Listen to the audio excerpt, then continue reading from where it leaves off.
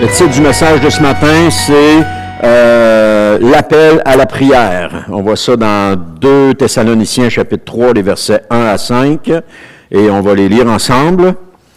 Ça dit au verset 1, « Finalement, frères et sœurs, priez pour nous afin que la parole du Seigneur se répande rapidement et qu'elle soit honorée ailleurs comme elle l'est chez vous.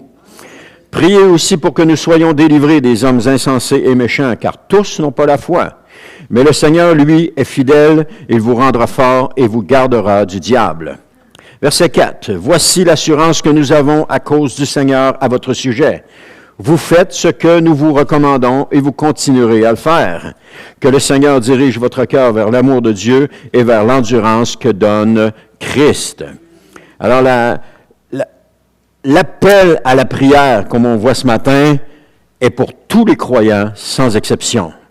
C'est pas un appel de dire « Ah, ben moi, j'ai pas cet appel-là sur mon cœur, la prière. » C'est tous les croyants, cet appel-là, sans exception.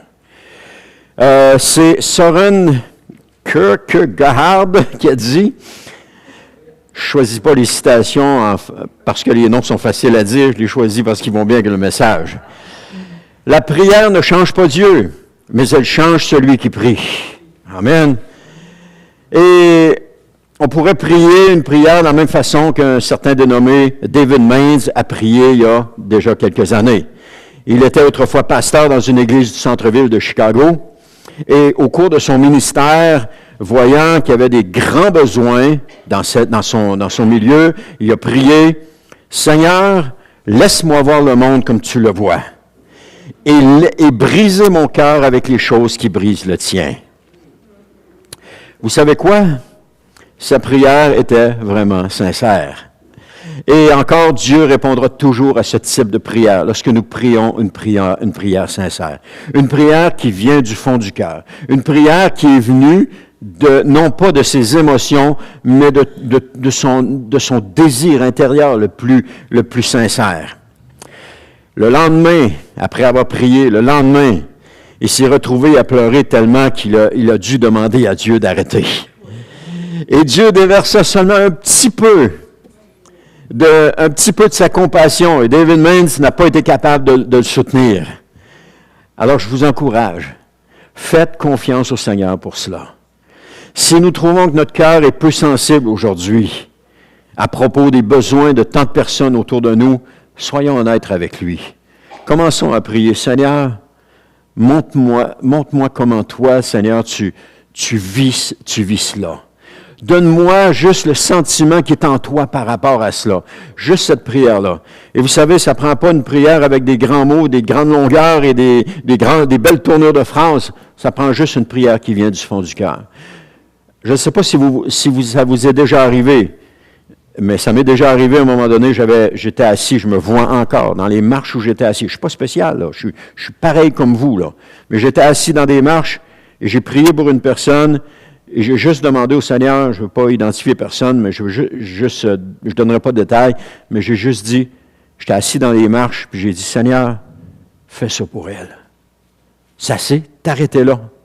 Et le lendemain, elle a reçu ce que j'avais demandé pour le Seigneur. Le lendemain, elle l'a reçu. Et cette personne-là, elle le vit encore aujourd'hui. Elle vit encore la réponse à la prière que j'ai faite pour elle. C'était simple. Et je suis convaincu que ça vous est tous arrivé.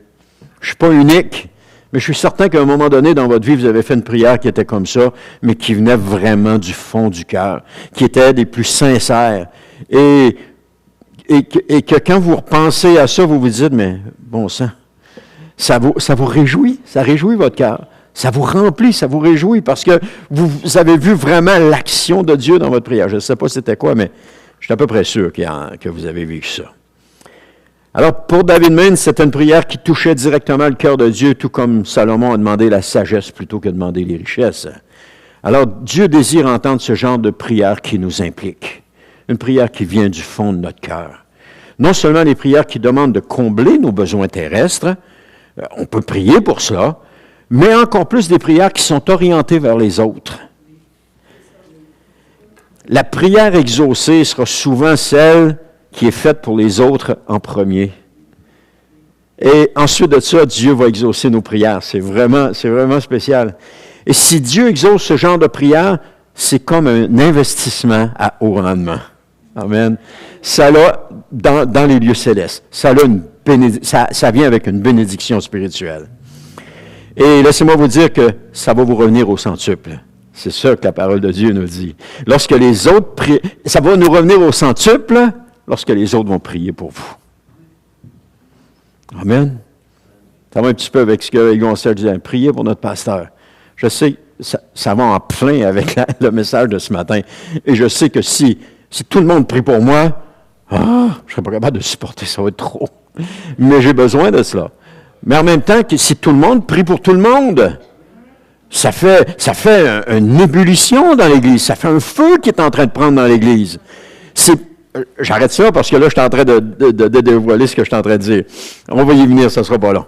Alors, vous souvenez-vous d'une prière exaucée qui venait du fond du cœur? Hein? Je voulais te poser la question tantôt. Alors, commençons.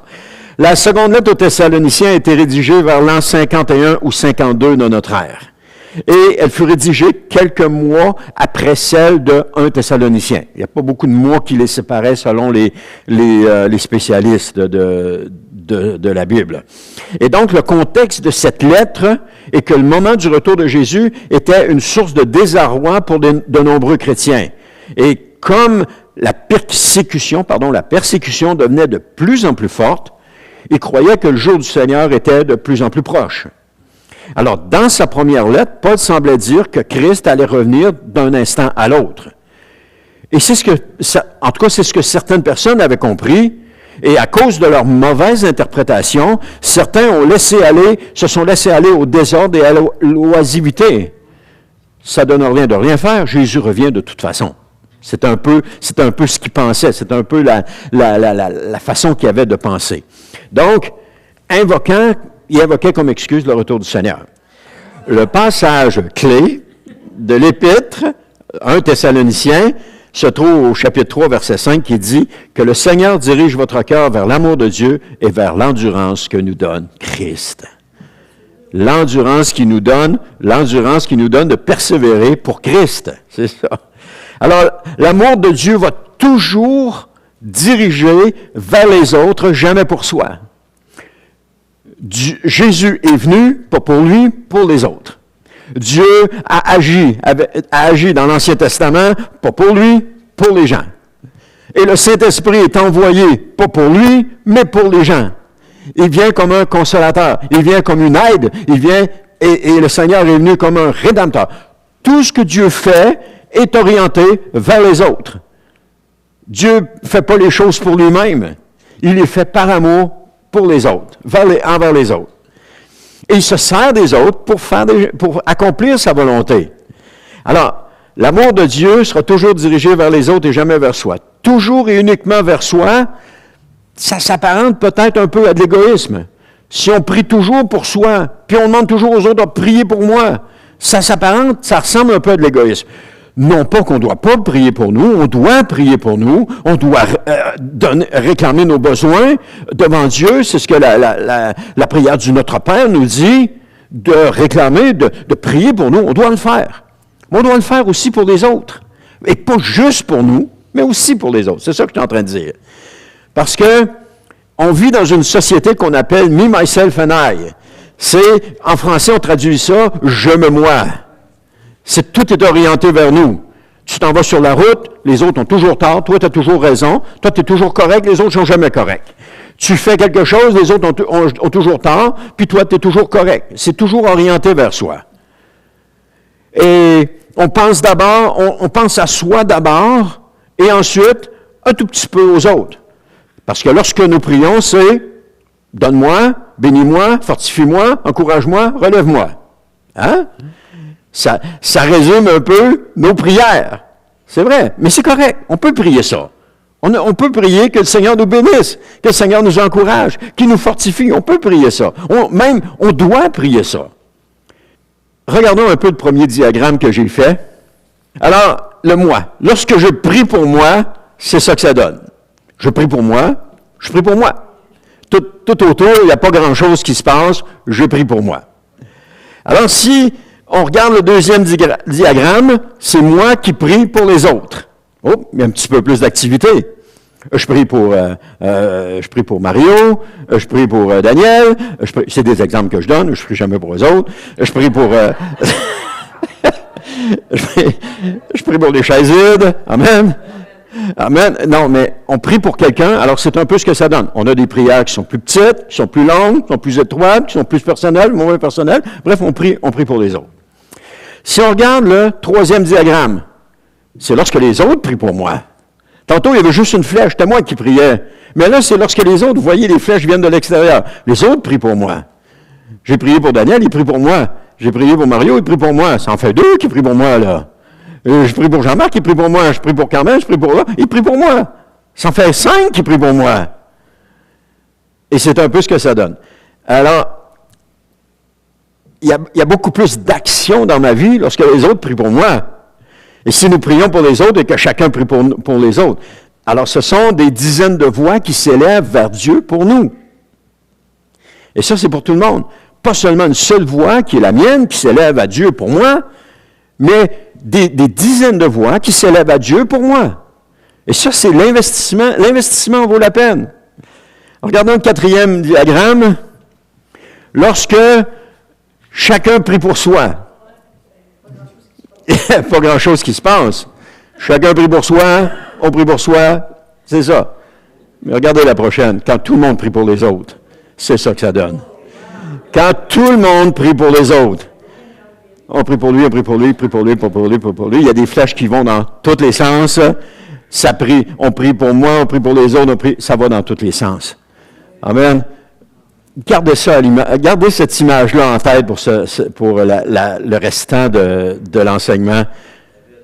Gardez-la en tête parce que c'est vraiment ce qui se passe dans une église quand tout le monde prie pour les autres.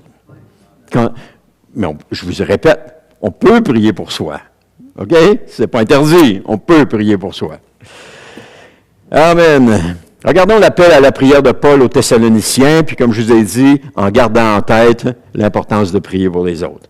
2 Thessaloniciens, chapitre 3, verset 1, qui nous dit « Finalement, frères et sœurs, priez pour nous, afin que la parole du Seigneur se répande rapidement et qu'elle soit honorée ailleurs comme elle l'est chez vous. » Donc, la première demande de prière de Paul, c'est de prier pour eux. C'est ça. Il demande de prier pour nous, mais pas pour ses besoins personnels. Pas que j'ai une plus grande maison, pas que j'ai une plus belle auto, pas que j'ai des plus beaux vêtements. C'est pas ça. Il prier pour nous, pour une raison, c'est qu'il demande que la parole du Seigneur se répande rapidement et qu'elle soit honorée ailleurs comme elle l'est chez les Thessaloniciens. Alors, il leur demande de prier. Il dit, priez pour nous, c'est ça le sujet. Et pas prier pour nous, pour nos besoins personnels. Parce que Paul avait appris à faire confiance à Dieu pour ses besoins personnels. Et c'est un peu ce que le Sermon sur la montagne, chapitre 5 de Matthieu, 5, 6 et 7 de Matthieu, nous enseigne quand on veut prier. Alors, son plus grand désir n'était pas de voir ses besoins comblés pour Paul, ou encore de posséder plus de biens matériels, ou d'avoir quelque chose pour lui. Sa prière était pour que la parole du Seigneur se répande rapidement. C'est ça qui était son but, que la parole du Seigneur se répande rapidement. Et quand on prie le dimanche matin, qu'est-ce qu'on prie le dimanche matin? Que l'équipe de louange soit bénie, qu'elle reçoive de la part de Dieu. Que les gens qui sont dans l'assemblée reçoivent lorsque l'équipe de louange se met en action. On prie pour les différents ministères qui sont là, que Dieu ait sa main sur eux.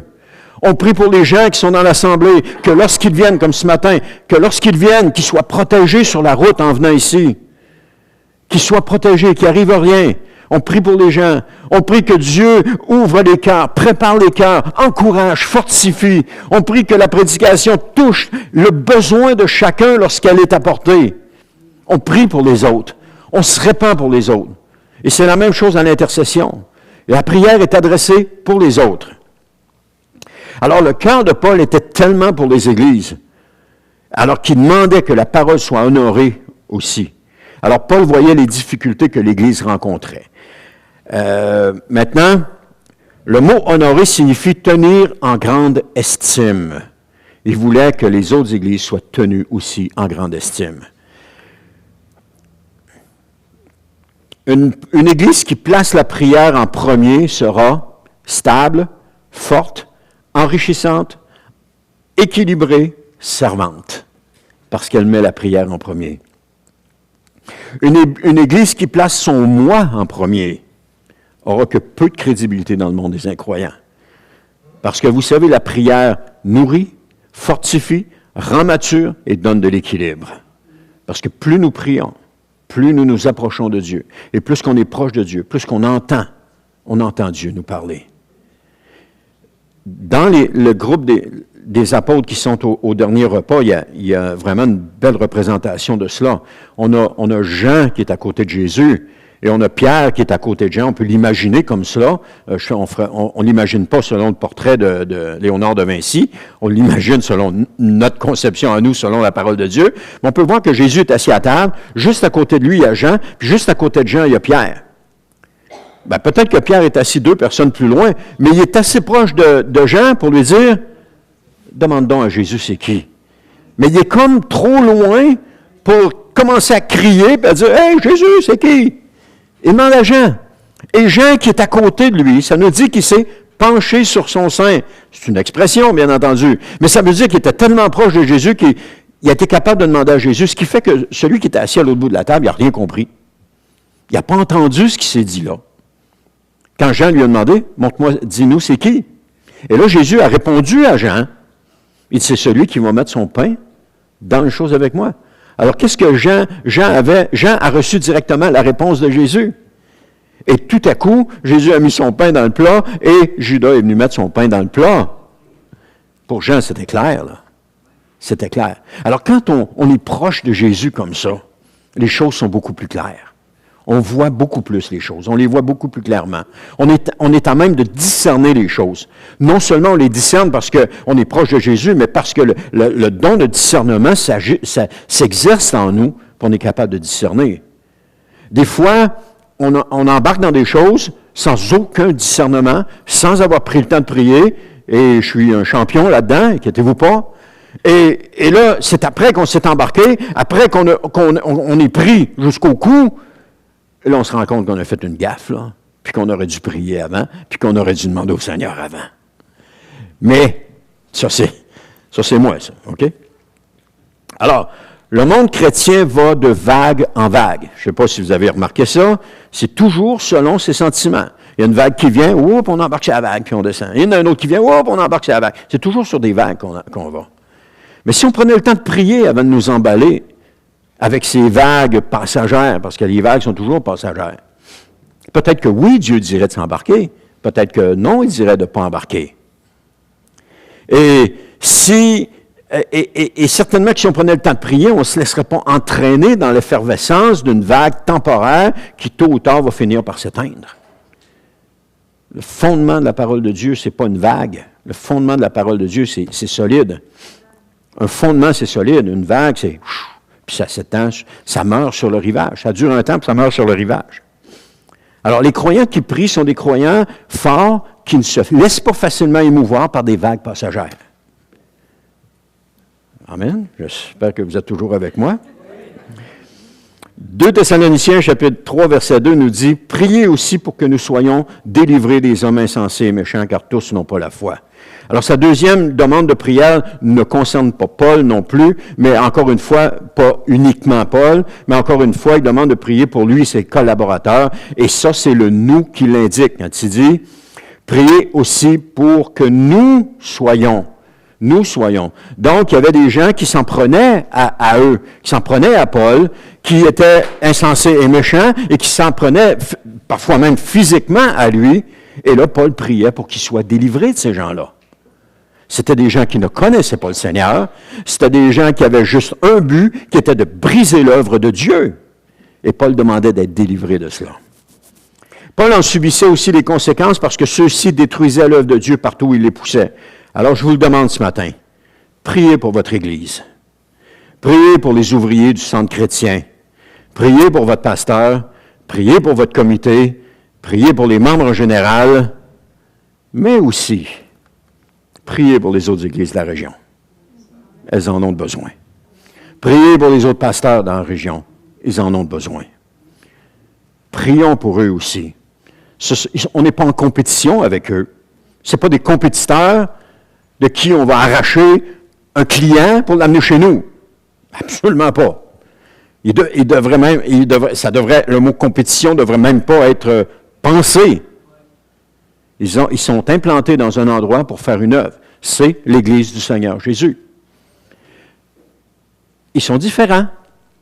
Comme toutes les églises sont différentes. Alors, on ne peut pas les juger sur leurs différences, mais on peut prier pour eux, que le Seigneur les bénisse.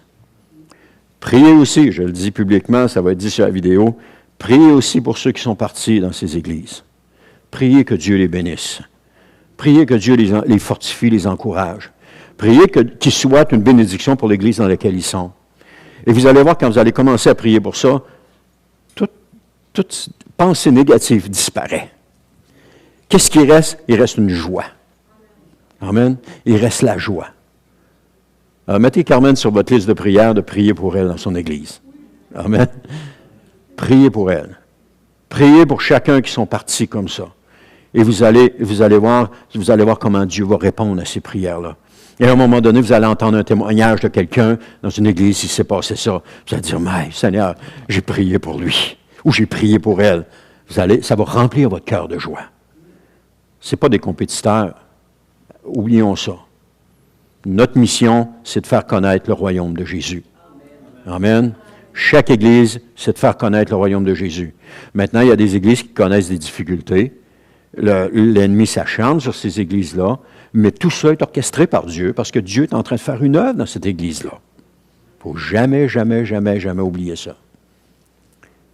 L'Église, parfois, le temps va être court, parfois le temps va être long, mais ce qui est important, c'est de rester attaché à son Église. Et je dis toujours, puis ça c'est vrai, tu ne pars pas d'une Église si le Seigneur ne te demande pas de partir. Si le Seigneur ne t'appelle pas, qu'importe ce qui se passe, tu ne pars pas d'une Église si le Seigneur ne t'appelle pas ailleurs. Et lorsque le Seigneur t'appelle ailleurs, ce matin, ce qu'on a fait avec Carmen, vous allez me dire, oui, mais pourquoi tu ne l'as pas fait avec les autres? Il y a une question de discernement. Est-ce que c'était la volonté de Dieu, oui ou non? Souvent, il y a des gens qui quittent parce qu'ils sont frustrés.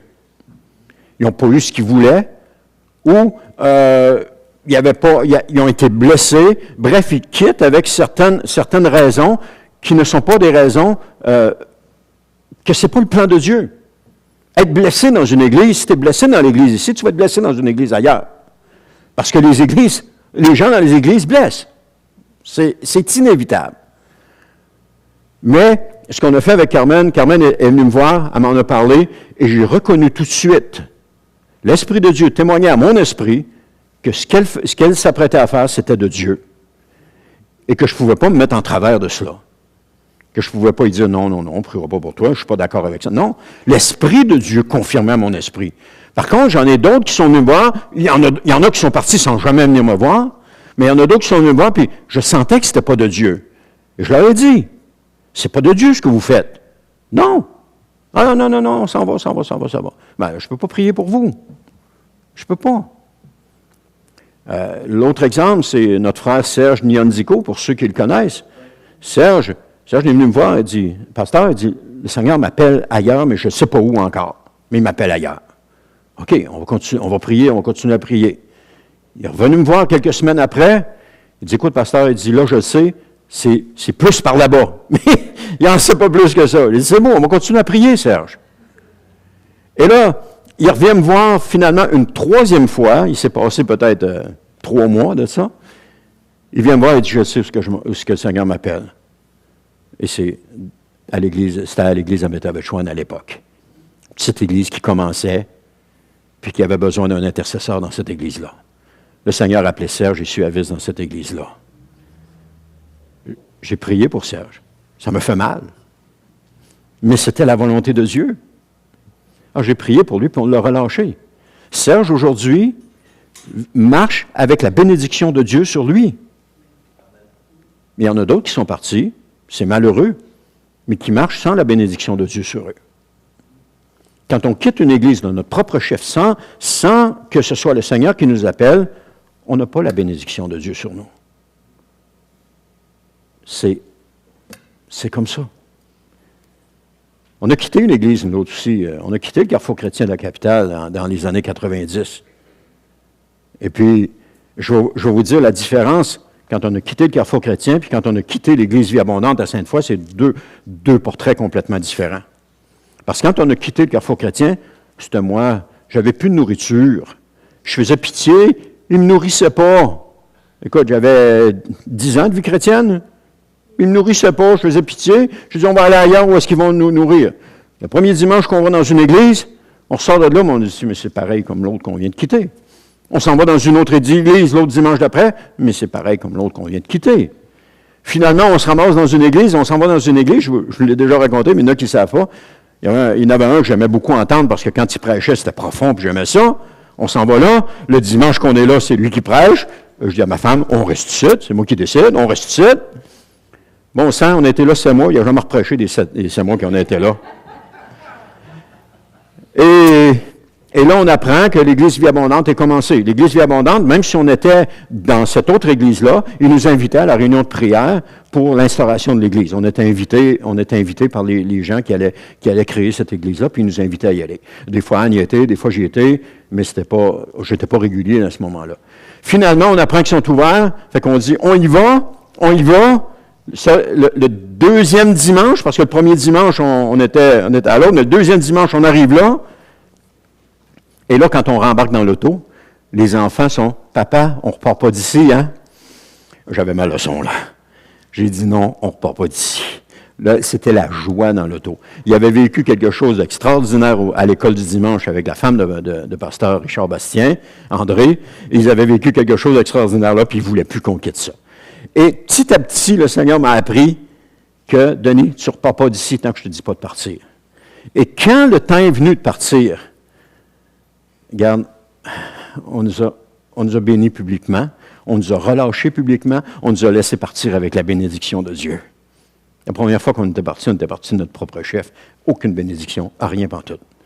On a rien, ça a duré presque un an,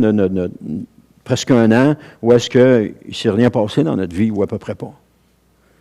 Et quand on est revenu là-bas, à l'Église Vie Abondante, on a recommencé à vivre, parce que là, on marchait sous la bénédiction de Dieu, avec l'appui de Dieu. Là.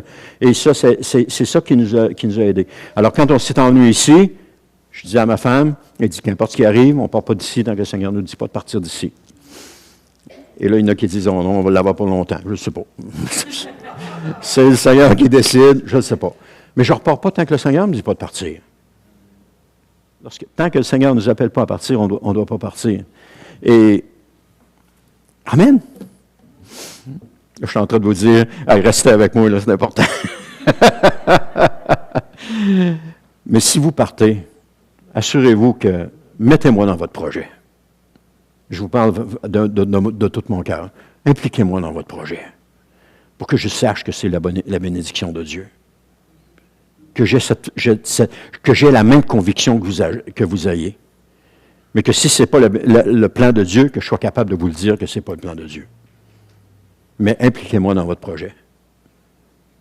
Et tout le monde va être béni là-dedans. Quand on va se voir par après, il n'y aura pas de gêne, il n'y aura pas d'animosité, il va y avoir que de la joie de se revoir après. Parce qu'on a fait les choses ensemble. Des fois, les gens disent « Ah, t'es mon pasteur. » Oui, mais si je suis ton pasteur, implique-moi dans ta vie. Mais si je ne suis pas impliqué dans ta vie, je ne peux pas être ton pasteur. Impliquez-moi dans votre vie. Amen. Je ferme la parenthèse ici. Le centre chrétien a besoin de vos prières. Le centre chrétien a besoin de vous. On a besoin de vous. Chacun de nous, on a besoin les uns des autres. Amen. Chaque semaine, il y a des activités qui sont prévues pour la prière dans cette Église. Et c'est une chose qui est importante pour notre survie. On en a parlé tantôt. Et à la prière du dimanche matin, de 9h à 9h45, venez vous joindre à nous. Venez, c'est une invitation. Je ne peux pas vous tordre un bras, je ne peux pas vous forcer, je ne peux pas aller vous réveiller le matin. Comme quelqu'un ici, à un moment donné, c'était le pasteur qui allait le voir chez eux, puis il le réveillait dans son lit. « Hey, il était à l'église, je t'attends dans l'auto. » Mais, je ne peux pas faire ça avec chacun de vous, là. Mais je peux vous dire, venez vous joindre à nous. Venez vous joindre à nous. Une fois par mois, gloire à Dieu. 2 fois par mois, gloire à Dieu. Venez, arrivez à 9h30, gloire à Dieu. Arrivez à 9h44, gloire à Dieu. C'est bon pareil.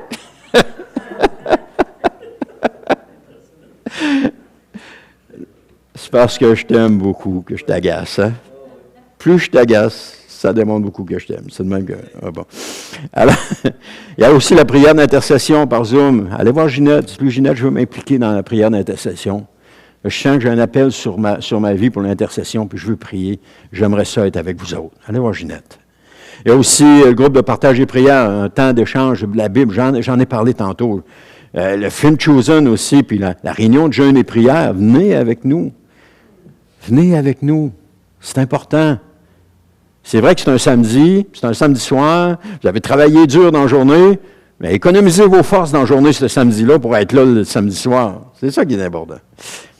Amen. Ces temps de prière sont importants, puis ces temps de prière représentent la vitalité de l'Église. Plus une Église va prier, plus il va y avoir de vie dans cette Église-là.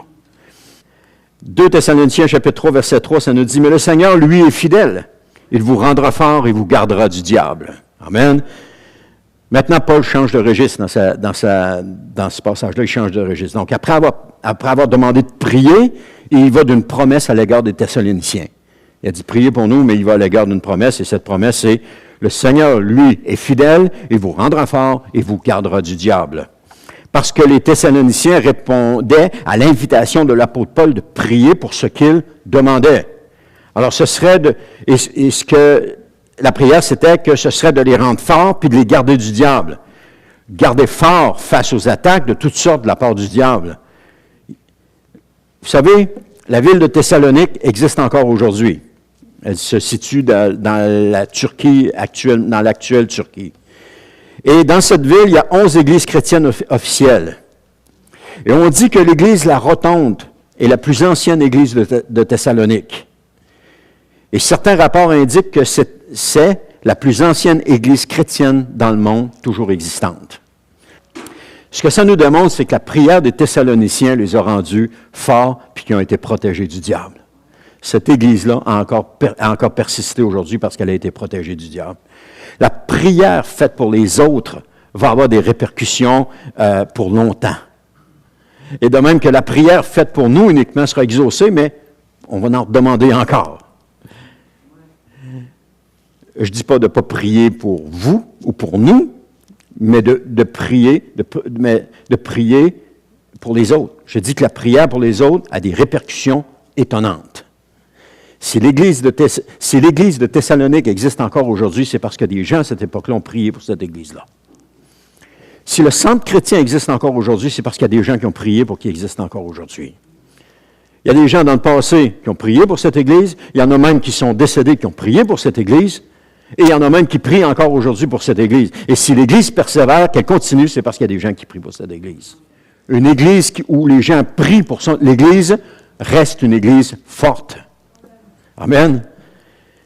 Chaque église qui existe aujourd'hui, c'est parce que des personnes ont prié pour elle et que des personnes prient encore pour elle. Ils n'ont pas baissé les bras, ils n'ont pas abandonné, ils ont continué à prier pour elle. Cette église, en 1975, un pasteur du nom de Keith Cohen est arrivé ici, il parlait pas français. Le service était juste en anglais. Et tu as une francophone d'Alma qui vient à cette église-là, puis qui est touchée par le Seigneur. Elle ne comprend rien de ce qu'il dit, mais elle est touchée par le Seigneur. Et elle fait venir sa famille, etc. Et ça commence à se multiplier. Le service était juste en anglais, puis il y en a qui ne comprenaient pas tout ce qu'il disait. Comme quoi, vous n'avez pas besoin de comprendre ce que je dis, vous avez juste besoin de l'onction du Saint-Esprit dans votre cœur pour être touché. Parce que Amen, ça serait peut-être mieux des fois de ne pas comprendre ce que je dis. Vous seriez touché, ça serait mieux, vous comprendriez la voix du Saint-Esprit qui vous toucherait vraiment. Amen. Alors, cette église-là, c'est le centre chrétien Alma qui existe encore aujourd'hui. À travers tout le temps, à travers toutes les difficultés, parce qu'il en a connu des difficultés, il a connu des bons moments avec certains pasteurs, mais il a connu des difficultés pendant les transitions, etc. Et ça n'a jamais été facile. Mais aujourd'hui, l'Église existe encore, parce que des gens ont prié. Alors continuons de prier pour cette Église-là. Amen. La prière pour les autres aura des résultats prodigieux. L'apôtre Paul dit que l'amour ne cherche point son intérêt dans 1 Corinthiens 13,5. Ainsi, l'amour en nous pour les autres ne devrait jamais chercher son intérêt. Je t'aime parce que, c'est parce que tu es gentil. Je t'aime parce que tu me donnes ce que je veux. Je t'aime. Non, on aime, c'est tout, puis on prie. Toujours faire passer l'autre en premier, ainsi tout ira pour le mieux, si je fais toujours passer l'autre en premier. Alors, je termine avec ceci. Ah, il y en a qui disent, je suis content de l'entendre, je vous vois là. 2 Thessaloniciens, chapitre 3, verset 4, nous dit, « Voici l'assurance que nous avons à cause du Seigneur à votre sujet. Vous faites ce que nous vous recommandons et vous continuerez de le faire. » Amen. Recevez cette parole ce matin, elle est pour vous. Vous faites ce que nous vous recommandons et vous continuerez de le faire. C'est recevez-la par la foi. Parce que cette parole, c'est une parole qui vient de la parole de Dieu. Et ce qui vient de la parole de Dieu vient de la part de Dieu. Il nous est donné par son Saint-Esprit. Paul avait l'assurance au sujet des Thessaloniciens parce qu'il faisait ce qu'il recommandait. Mais aussi, il continuait de le faire. Alors, Paul leur recommandait des choses, il le faisait, puis il continuait de le faire. Et l'Église aujourd'hui, le Seigneur recommande des choses, où les gens, à chacun de nous, le Seigneur nous appelle à quelque chose, nous le faisons et nous continuons de le faire. Amen. Et dans notre vie chrétienne, on est né de nouveau un jour, on continue notre vie chrétienne, on continue de grandir, ça s'appelle la sanctification, on continue de grandir, on continue de se développer et on continue de le faire. C'est un processus continu. On ne vient pas saint du jour au lendemain. Oui, on vient saint lorsqu'on se convertit, on vient saint parce qu'on est mis à part, mais je veux dire, notre vie ne devient pas sainte du jour au lendemain. Demandez à ma femme, elle va vous le dire, que ma vie n'a pas été sainte Ma vie n'est pas sainte encore. C'est pas parfait. Et votre vie, notre vie, nos vies ne sont pas parfaites. Il y a toujours quelque chose. Donc, c'est un processus. Et maintenant, ce matin, entendez le ciel vous dire, voici l'assurance que nous avons à votre sujet. Entendez le Seigneur qui vous dit, voici l'assurance que j'ai à ton sujet. C'est que tu fais ce que nous te recommandons de faire et que tu continues de le faire. Nous, les membres, prenons-le comme Église. Vous faites ce que nous vous recommandons de faire, que vous continuez de le faire. Quand vous allez arriver chez vous, là, le passage, c'est 1 Thessaloniciens 3, verset 4. Mettez-le en jaune dans votre Bible. Là. Mettez le marque-page que Nathalie vous a donné ce matin, là. Mettez-le là, puis allez le revoir souvent. Allez le revoir souvent. Puis gênez-vous pas. Seigneur, je te remercie. Parce que vous n'êtes pas ici par hasard. Vous n'êtes pas là où Dieu vous a placé par hasard. Carmen, elle ne s'en va pas là-bas par hasard.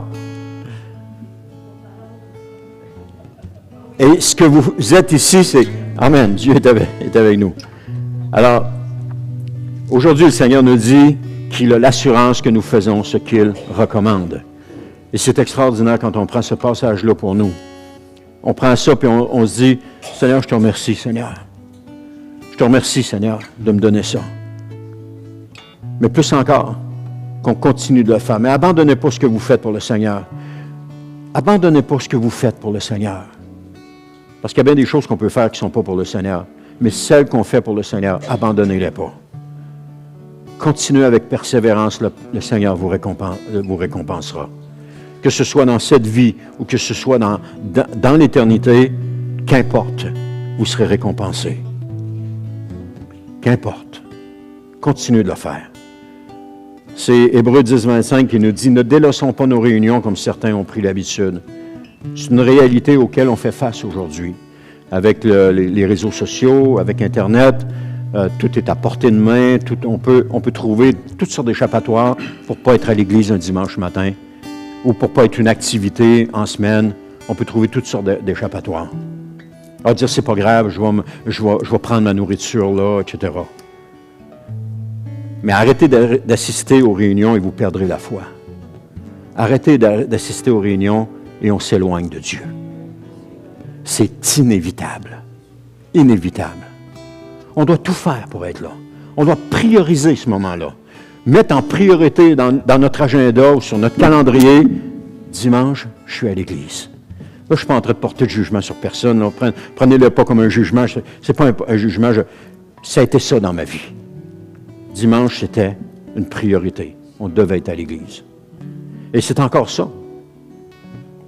Une chance pour vous autres, parce que les dimanches, je ne serai pas là. Les deux sont directement reliés ensemble. La foi est activée par notre présence à l'Assemblée. Parce qu'on est en contact avec des frères et des sœurs qui vivent la même chose que nous. On est en contact avec d'autres chrétiens. On entend la parole de Dieu. On entend la parole de Dieu. Et puis le Saint-Esprit qui est présent dans ces lieux, qui nous touche. Le Seigneur Jésus est présent dans ces lieux. C'est ce que sa parole nous dit. Et là, on reçoit de la part du Seigneur. Dans les moments de sécheresse spirituelle, il nous faut persévérer. Ne pas abandonner. Continuer. Continuer. Continuer d'offrir notre sacrifice de louange, même si ça fait mal, ou même si on ne ressent rien. Parce que dans la sécheresse, il y a une transformation qui s'opère. Il y a une transformation à l'intérieur de nous qui est en train de se faire, et c'est inévitable. Recevoir des paroles peut nous encourager, mais la sécheresse est aussi nécessaire. Un arbre qui vit dans une terre humide n'enfoncera pas ses racines profondément dans la terre. Il va les laisser en surface, et puis ça va être correct de même. Quand le vent va venir, comme ses racines sont en surface, il va être facile à pencher. Un arbre qui vit dans la sécheresse, il va descendre ses racines, il va les descendre, là où il y a de l'humidité. Puis il va s'ancrer solidement. Et si la tempête vient, il ne tombera pas.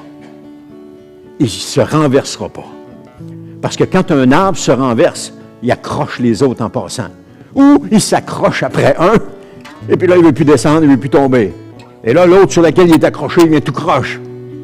C'est un peu la même chose dans la vie chrétienne. Si on n'a pas nos racines profondément ancrées dans la parole de Dieu et la prière, on résistera pas lorsque les tempêtes vont venir. Et quand les tempêtes vont venir, on va se pencher, on va tomber. Puis si on tombe et on reste accroché après les autres, mais celui sur qui on est accroché va souffrir de cela. Il va devenir tout croche, puis il va souffrir de cela. Mais si on a nos racines ancrées, à cause des moments de sécheresse qu'on a vécus, à cause des moments de difficulté qu'on a vécus, puis qu'on a resté accroché au Seigneur, puis qu'on a dit, Seigneur, je ne te lâche pas. Et que là, on descend nos racines, on les descend. Quand il y a des moments durs qui viennent dans notre vie, quand il y a des situations difficiles qui viennent, on ne renverse pas. On ne tombe pas. On n'abandonne pas. On reste debout et on continue.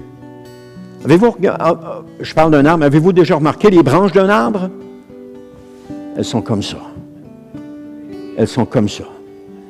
Qui ventent, qui fassent soleil, qui pleuve, elles sont comme ça.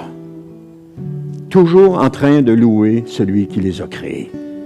Les bras en l'air, les branches en l'air, en train de louer celui qui les a créées. Gardez vos branches en l'air. Bon, si vous allez à l'épicerie, vous allez avoir de la misère à pousser le panier d'épicerie, mais gardez les branches en l'air.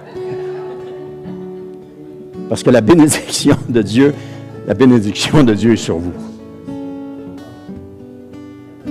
La bénédiction de Dieu est sur vous. Alors, qu'importe la tempête, qu'importe ce qui se passe, gardez vos branches en l'air. Continuez de louer l'Éternel. Continuez de le remercier pour ce qui se passe. Continuez de dire, Seigneur, je te remercie, parce que Seigneur, si je ne vivais pas ça, je ne comprendrais pas ce que je suis en train de vivre. Ou bien, Seigneur, je te remercie, je comprends pas ce que je suis en train de vivre, mais je sais que ce que tu es en train de faire, c'est ce qu'il y a de meilleur pour moi. Alors, Seigneur, je te fais confiance, puis je continue de te louer, puis je continue de t'aimer. Au début, c'est dur.